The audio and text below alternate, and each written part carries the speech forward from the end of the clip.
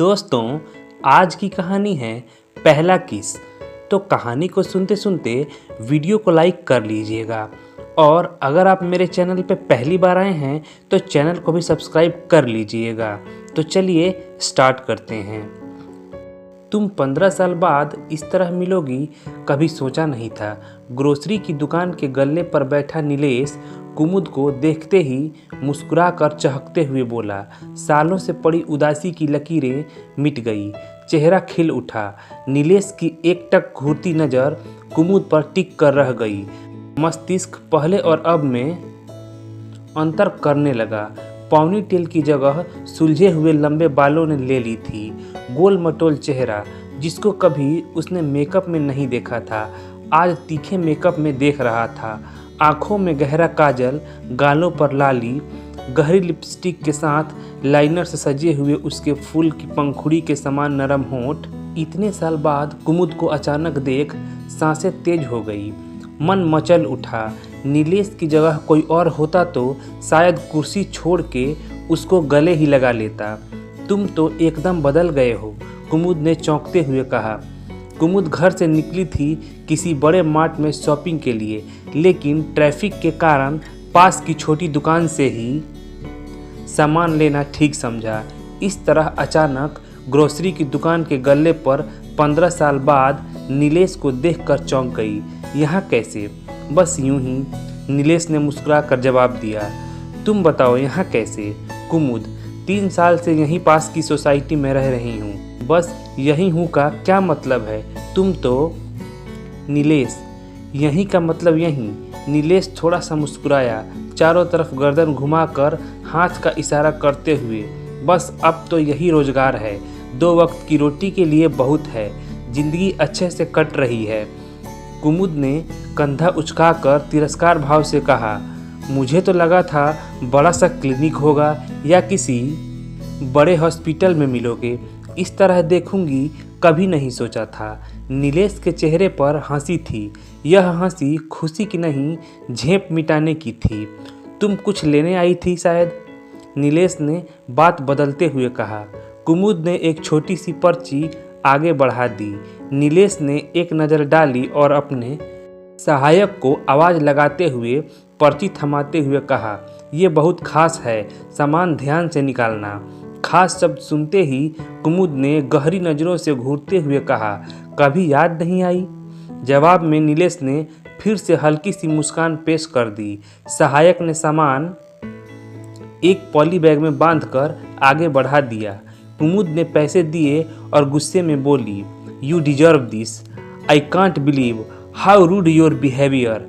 आंख में उभरी एक बूंद को पोंछते हुए दुकान से बाहर निकलकर अपनी गाड़ी में आ बैठी। कोई कितना भी कठोर क्यों ना हो जाए, किंतु उम्मीदें फिर भी दिल के किसी कोने में उम्मीद को पूरी करने के उम्मीद में लगी रहती है। उम्मीद थी नीलेश दुकान से बाहर निकलकर हाथ थाम लेगा, अभी गाड़ी से उतरने को कहेगा, फुर्सत से बैठकर 15 सालों में हुई हर एक घटना का वर्णन करेगा, उसे इस तरह रूठ कर जाने से रोक लेगा, कुछ बोलेगा, कुछ जवाब देगा, माफ़ी मांगेगा। लेकिन हाय रे टूटी हुई उम्मीद, ऐसा कुछ भी तो नहीं हुआ। नीलेश सिर्फ नज़र नीचे झुकाए वहीं बैठा कांच की उस दीवार से साफ दिख रहा है। कुमुद की टूटती उम्मीद ने भी हार मान ली। गाड़ी स्टार्ट कर बड़ी तेजी के साथ गाड़ी आगे बढ़ा दी। सहायक, भैया आप जानते हो इन मैडम जी को? नीलेश ने उसी मुद्रा में बैठे हुए हाँ में गर्दन हिला दी। सहायक, बड़ी दमदार संपादक हैं, बड़े बड़ों को लपेट लेती हैं अपनी बातों में। मुझे तो इन्हीं का चैनल अधिक अच्छा लगता है, बाकी सब संपादक तो नेताओं की कठपुतलियां हैं। इनकी शादी है इसी महीने, जान पहचान है तो शादी का सामान तो यहीं से लेंगी। भैया कहकर एक सेल्फी दिलवा देना। नीलेश भड़कते हुए, तेरे पास बकवास करने का बड़ा टाइम है, तेरे को कितनी बार बोला सामान सही से लगा कर रखा कर, चल जा सामान लगा। शाम को वैसे भी टाइम नहीं मिलता। सहायक सामान लगाने में व्यस्त हुआ। इधर नीलेश लंबी सांस छोड़ते हुए गहरी यादों में चला गया। 11वीं कक्षा का वो पहला किस जो आज भी उसके होंठों का कोमल एहसास कराता है। छोटी सी स्कर्ट में पौनी टेल वाली कुमुद जब सभी लड़कों के दिलों पर बिजलियां गिराती, अपने चंचल स्वभाव के साथ उछलती कूदती चलती, तब सभी के दिलों को घायल कर जाती। नीलेश बचपन से ही अपनी मम्मी के साथ कुमुद के घर जाया करता था। कभी कभी कुमुद भी उसके घर आया करती थी।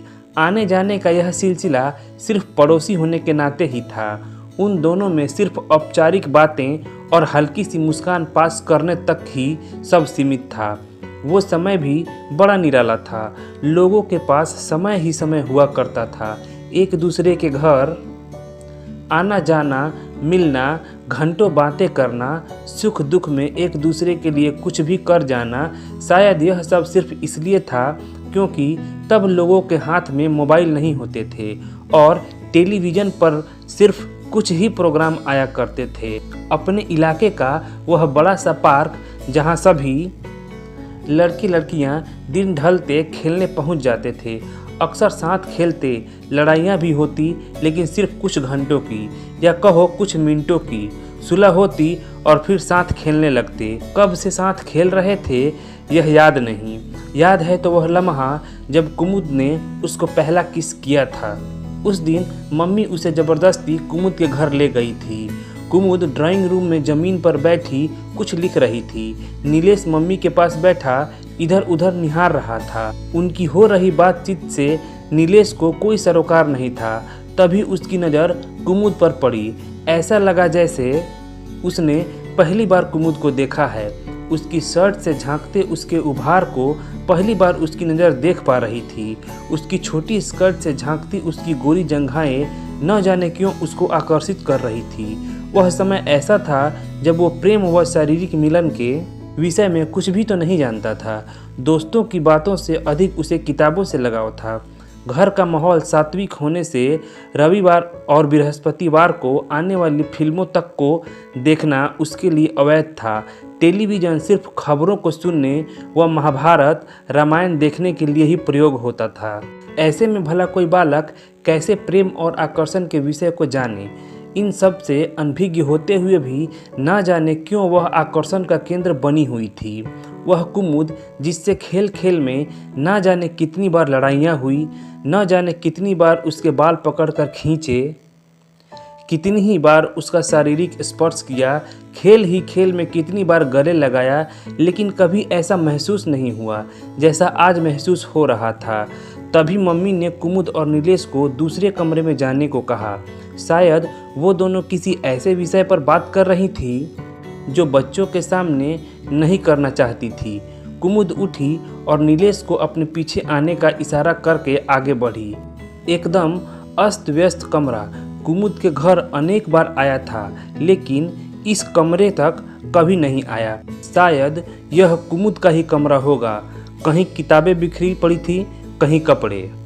नीलेश से पहले ही वह पलंग पर पैर झुलाते हुए बैठकर बोली, ऐसे क्या घूर रहा था तू मुझे? कुछ भी तो नहीं, नीलेश ने सकपकाते हुए कहा। सब जानती हूँ, बच्ची नहीं रही अब, इधर आ मेरे पास। उसने हाथ के इशारे से नीलेश को अपने पास बुलाया। उसके चेहरे पर बेहद चुलबुली सी मुस्कान थी।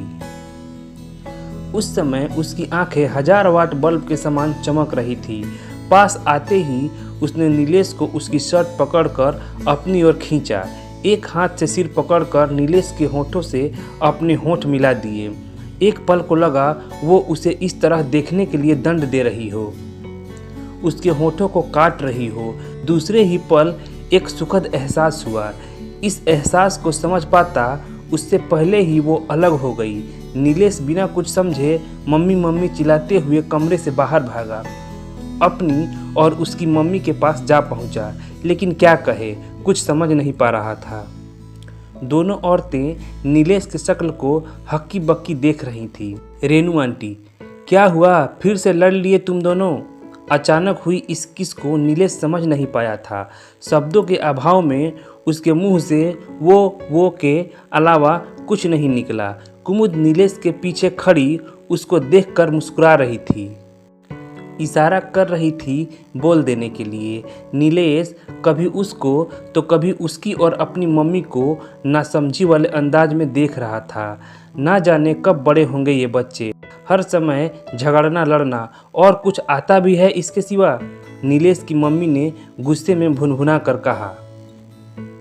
अच्छा चलती हूँ रेनू, ये बच्चे चैन से 2 घड़ी बात भी नहीं करने देते, कल आती हूँ कहकर खड़ी हो गई और नीलेश मम्मी के पीछे पीछे इस तरह चल निकला जैसे कोई अबोध बालक भूत के डर से अपने घरवाले से चिपक कर चलता है। नीलेश ने मुड़कर एक बार कुमुद की तरफ देखा। वो उसे जीभ निकाल कर चिढ़ा रही थी। घर तो आ गया था, लेकिन ऐसा लग रहा था जैसे सब कुछ वहीं छूट गया है। उसके कोमल सुर्ख होठों का एहसास अभी भी मन को गुदगुदा रहा था।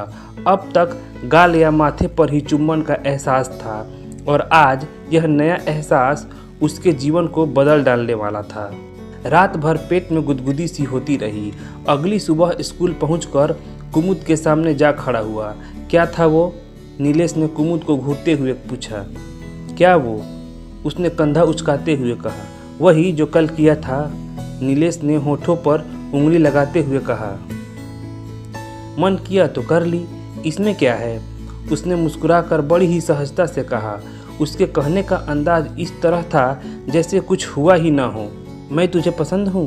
नीलेश ने इस बार उसका हाथ पकड़ लिया था। शक्ल देखी है कभी आईने में? वो खिलखिलाई, हाथ झटका और उछलती हुई अपनी क्लास की तरफ बढ़ गई। अचानक से कितने ही बदलाव एक ही दिन में आ चुके थे। आज उसका उछल कर जाना गुदगुदा रहा था। उसकी लहराती चाल उसे दीवाना बना रही थी। उसकी हिलती हुई वो पौनी टेल ऐसे महसूस हो रही थी जैसे उसके चेहरे पर ही झूल रही हो। स्कूल से आकर नीलेश रात तक इंतजार करता रहा, कब मम्मी रेनू आंटी के यहाँ जाने को पूछेगी। बार बार वो उनके सामने से गुजरता और वो ना जाने किन कामों में व्यस्त थी। उनके कहे शब्द ना जाने ये बच्चे कब बड़े होंगे याद आ रहे थे। एक ही दिन में बच्चे इतने बड़े हो गए थे कि पसंद नापसंद की बातें करने लगे थे, एहसासों को महसूस करने लगे थे, पेट में होती उस मीठी सी गुदगुदी का आनंद लेने लगे थे। इतने बड़े हो चुके थे कि एक साथ रहने के सपने आंखों में सजाकर उसमें डूब चुके थे। नीलेश खुली आंखों से सपने देख ही रहा था कि मम्मी ने आवाज़ लगाकर कहा, जा जरा ये मटर पनीर की सब्जी रेनू आंटी के यहाँ दे आ। उनके इस शब्दों ने उसके मृत शरीर में जान भर दी। हाथ में सब्जी की बड़ी कटोरी लिए नीलेश उसके दरवाजे पर था। घंटी बजने से पहले कितने ही सवाल जवाब मन में इस तरह उभरे। घंटी बजाई तो उसके पापा बाहर आएंगे। नहीं, वो क्यों आएंगे? आंटी ही दरवाज़ा खोलेंगी। हाँ, यदि आंटी रसोई में खाना बना रही होंगी तब कुमुद को ही दरवाज़ा खोलने को बोलेंगी। मैं दरवाज़ा खुलते ही उसको चूम लूँगा। नहीं, जरूर अंकल ड्राइंग रूम में बैठे होंगे, वही दरवाज़ा खोलेंगे। इसी सोच में लगने लगा शायद उसे दरवाजे पर खड़े हुए ही बहुत देर हो चुकी है, जबकि इतना सब सिर्फ पलक झपकते भर में सोच बैठा था। घंटी बजते ही दरवाज़ा खुला, इस तरह जैसे दरवाजे पर वह हाथ लगाए सिर्फ घंटी बजने का इंतजार कर रही हो। नीलेश को देखते ही खिलखिलाते हुए बोली, बहुत लंबी उम्र लेके आया है तू, तेरे ही घर आ रही थी। क्यों, क्या हुआ? नीलेश ने हंसकर सवाल किया। तेरी याद जो आ रही थी पगले।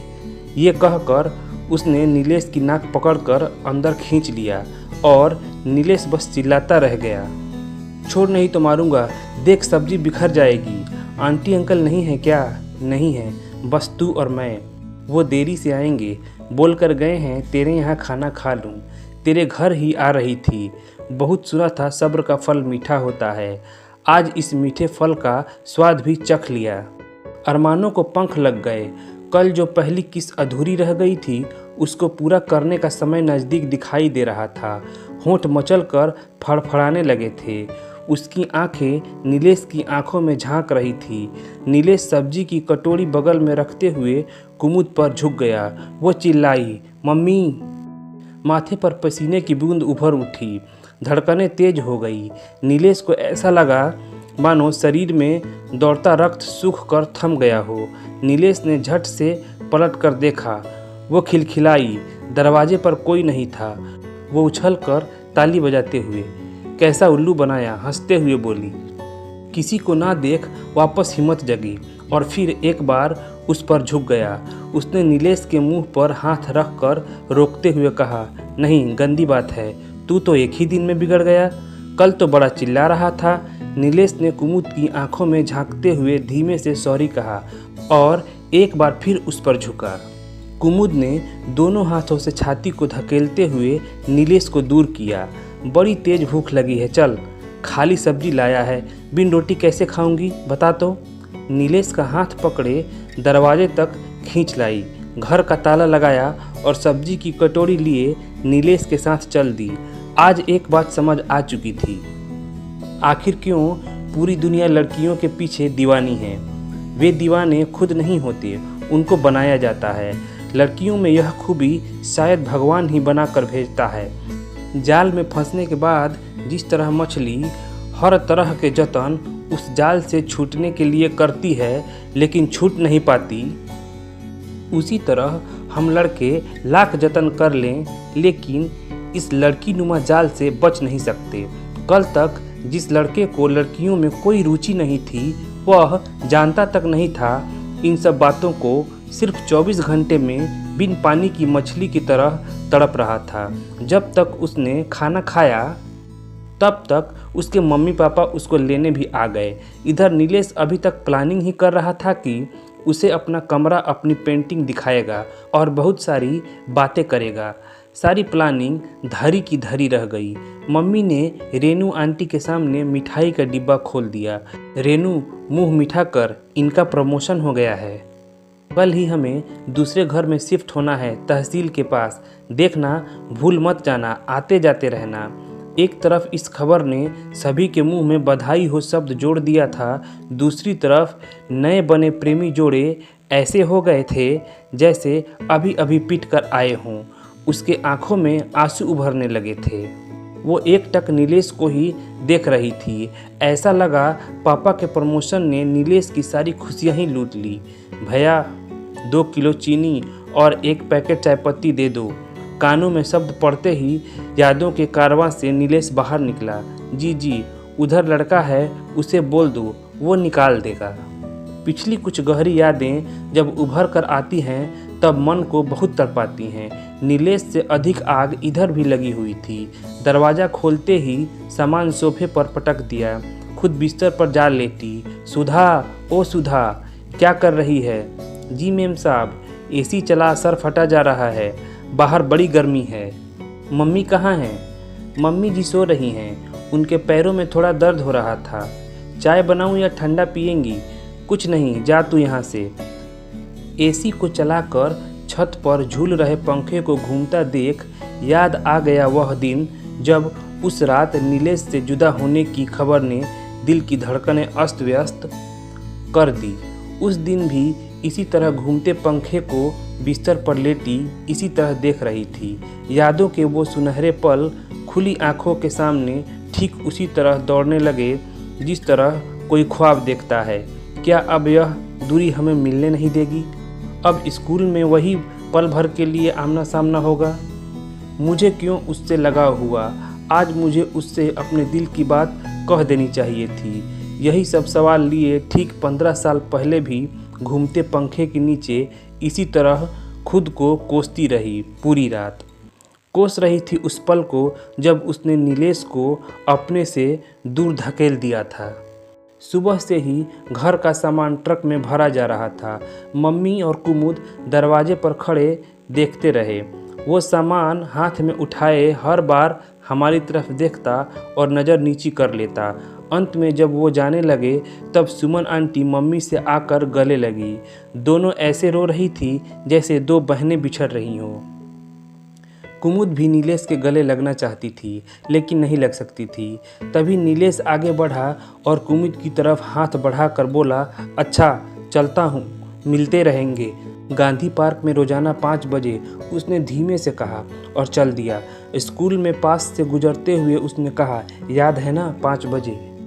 कुमुद के चेहरे का मुस्कान ही शायद उसका जवाब था। कुमुद के घर से कुछ ही दूरी पर गांधी पार्क था, एक बड़ा सा पार्क जहां शाम होते ही बच्चों का जमावड़ा लगना शुरू हो जाता। जब कुमुद वहाँ पहुंची तो दिल बैठ गया। इतनी भीड़, कितने अरमान दिल में लेकर आई थी। आते ही उसको सीने से लगा लूँगी, उसको चूम लूँगी। लेकिन यहाँ तभी हाथ हिलाता नीलेश दौड़ता हुआ कुमुद के पास आ खड़ा हुआ। मैं वहाँ इंतज़ार कर रहा था, तू यहाँ खड़ी है, हाँफता हुआ बोला। तेरे को इससे बेहतर जगह नहीं मिली मिलने की? कुमुद ने शिकायती लहजे में कहा। क्यों, यहाँ क्या खराबी है? उसने अपनी नज़र मैदान में चारों तरफ दौड़ाई। क्या उसको वहाँ की भीड़ दिख नहीं रही थी, या उसको परवाह ही नहीं थी कि कोई कुमुद का जानकार उसे यहाँ देखकर क्या सोचेगा? ये लड़के सिर्फ अपने विषय में ही क्यों सोचते हैं, कभी एक लड़की के हिसाब से क्यों नहीं सोच कर देखते? इससे अच्छा तो सड़क पर ही मिल लेते। देख कैसे घूर रहे हैं सभी। इस दफ़ा कुमुद ने थोड़े गुस्से से कहा। देखते हैं तो देखने दे, क्या फ़र्क पड़ता है। आ उधर बैठते हैं। तूने अपने फिजिक्स का चैप्टर कंप्लीट कर लिया? इस पढ़ाकू का कुछ नहीं हो सकता। एक लड़की से मिलने आया है और फिजिक्स की बात कर रहा है। फिजिक्स और प्यार में क्या कोई अंतर नहीं होता? यहाँ तो केमिस्ट्री बन रही है और ये महाशय हैं कि फिजिक्स पर अटके हैं। तुझे पढ़ाई के सिवा कुछ सूझता भी है? जा रही हूँ मैं। नीलेश ने कुमुद का हाथ पकड़ा और दूसरे हाथ को अपने होठों पर रखते हुए कहा। हर समय सिर्फ यही सोचता हूँ, वो क्या था? फिजिक्स तो बहाना था बात शुरू करने का। लड़कियाँ दिल की बात मुंह से नहीं बोलती, कुछ अपने आप भी समझनी पड़ती है। उसकी इस हरकत से कुमुद थोड़ा शर्मा सी गई। बताना, पसंद करती है क्या मुझे? उसके इस सवाल ने कुमुद को गुस्सा दिला दिया। भला यह भी कोई सवाल हुआ? बिना पसंद के ही तुझे किस कर लिया क्या? हवस की देवी सवार हो गई थी क्या मुझ पे? बुद्धू कहीं का, एक बार मुंह से बोलना। नीलेश ने भोलेपन में बड़े प्यार से कहा। हाँ हाँ मेरे बुद्धू प्रेमी, पसंद नहीं, बहुत पसंद करती हूँ।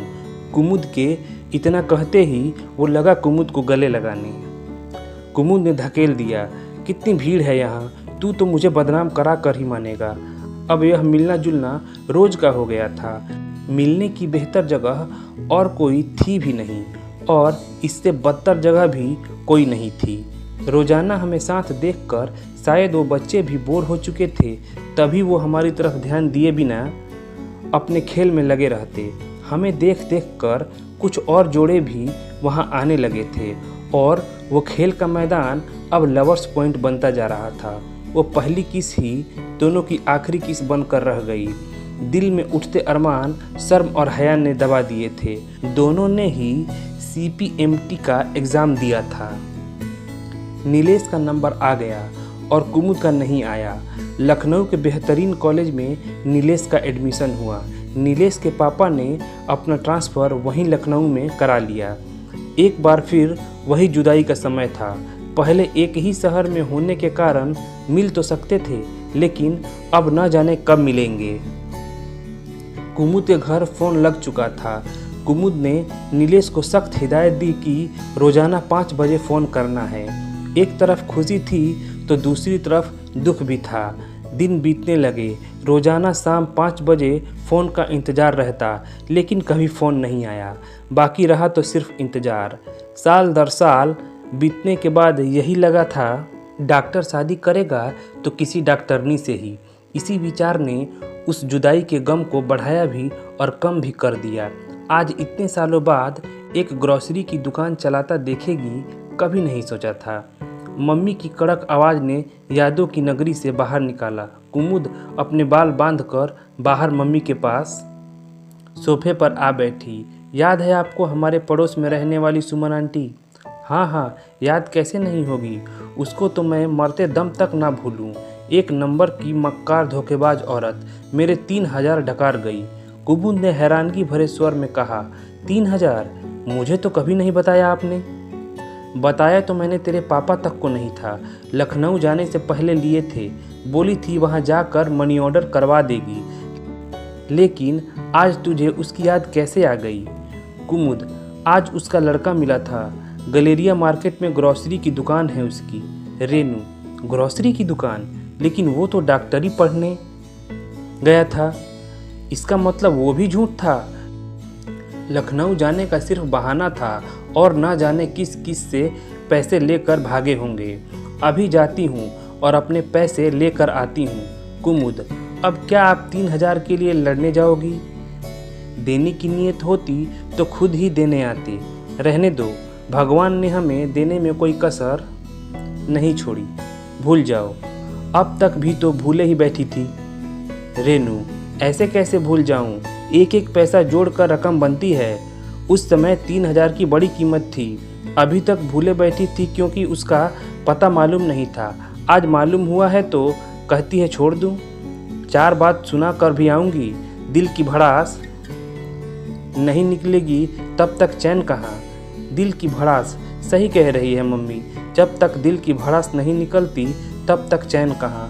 मुझे भी सिर्फ 2 शब्द कहकर नहीं लौट आना चाहिए था। कम से कम अपने दिल की भड़ास तो निकालनी ही चाहिए थी।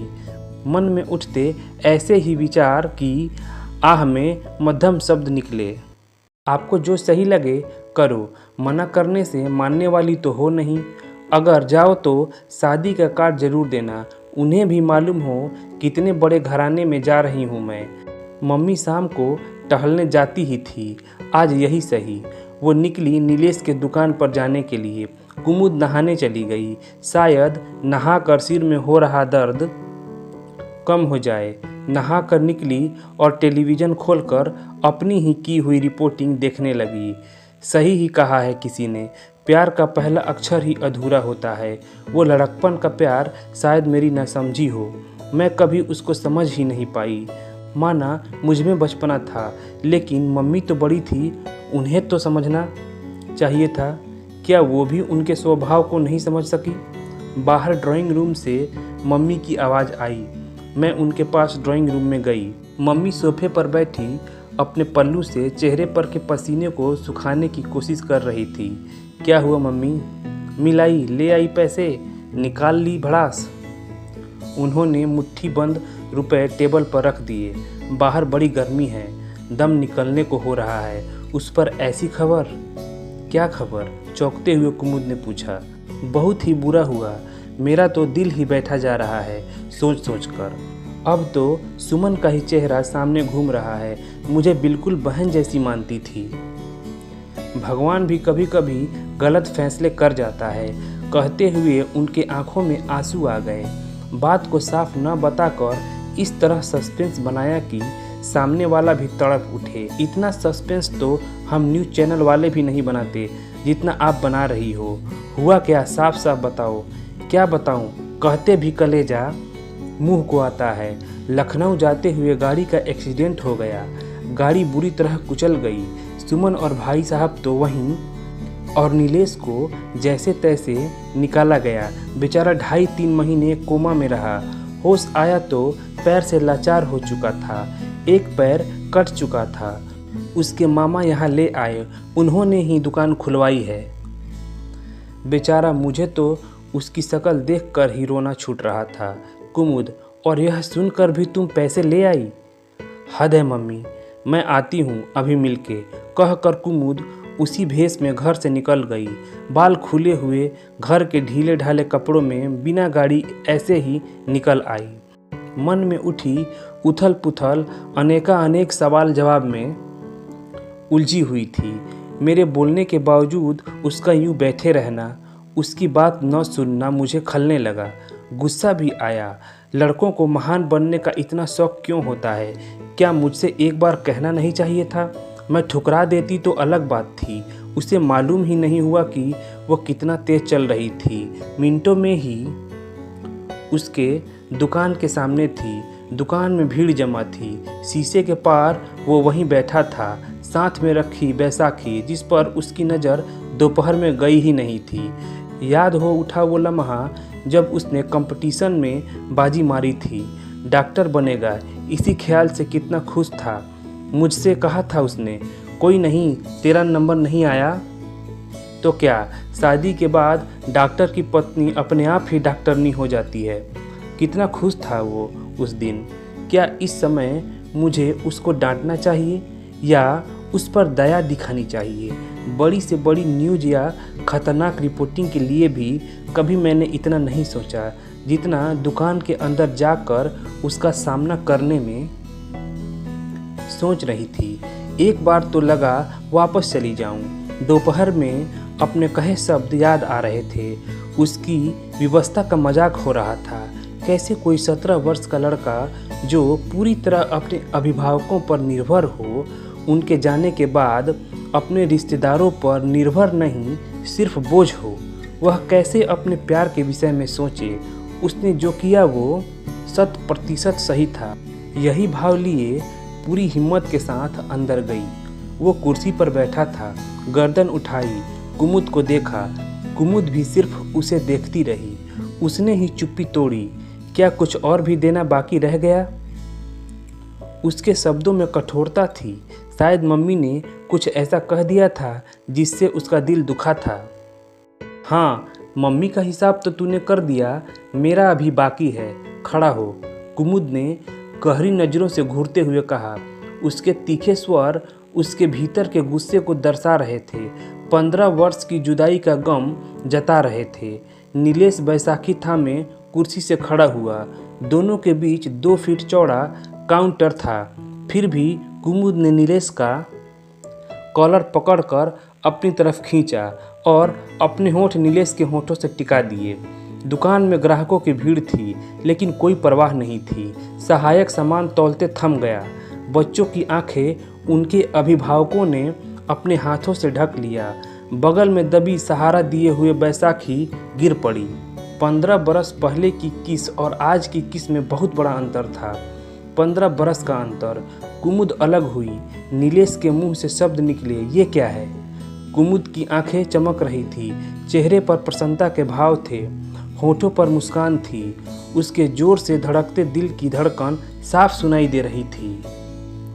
कुमुद ने मुस्कुराते हुए कहा, यह मेरा प्यार है और यह अंतिम किस नहीं है। मुझसे शादी करेगा? मेरी इस किस को आखिरी किस तो नहीं बनने देगा? नीलेश की निगाह काउंटर पर रखे शादी के कार्ड पर गई, जो कुछ देर पहले ही उसकी मम्मी देकर गई थी। लेकिन तेरी तो शादी होने वाली है। मायूसी भरे शब्द जो दिल की गहराइयों से निकले थे। होने वाली थी, हुई तो नहीं। अगर तू राजी है तो तुझसे होगी। बोल, होगी ना? सहायक, भैया हाँ बोल दो। ग्राहकों की भीड़ एक स्वर में बोल पड़ी, हाँ बोल दो। ऐसा प्यार नसीब वालों को ही मिलता है। नीलेश खिल उठा। एक पैर पर खड़े हुए नीलेश ने अपनी दोनों बाहें फैला दी। कुमुद ने ताली बजाते हुए जोर से कहा, आज दुकान बंद हो चुकी है। कृपया आप सब लोग हमारी शादी में ज़रूर आना। सहायक ने बाहर निकलते हुए शटर गिरा दिया। कुमुद उस 2 फीट के काउंटर को लांघते हुए नीलेश के गले जा लगी। नीलेश, मुझसे कोई गिला शिकवा नहीं है तेरे को? कुमुद, है ना, बहुत है, लेकिन गिला शिकवा करने को पूरी ज़िंदगी पड़ी है। अभी यह उम्र सिर्फ प्यार करने की है। कुमुद की आंखें बंद हो गई। नीलेश उसके चेहरे पर झुक गया। दोनों प्यार की दुनिया में लीन हो गए। दोस्तों, अगर कहानी अच्छी लगी हो तो लाइक ज़रूर कर दीजिएगा। चलिए मिलते हैं अगले कहानी वाले वीडियो में। धन्यवाद।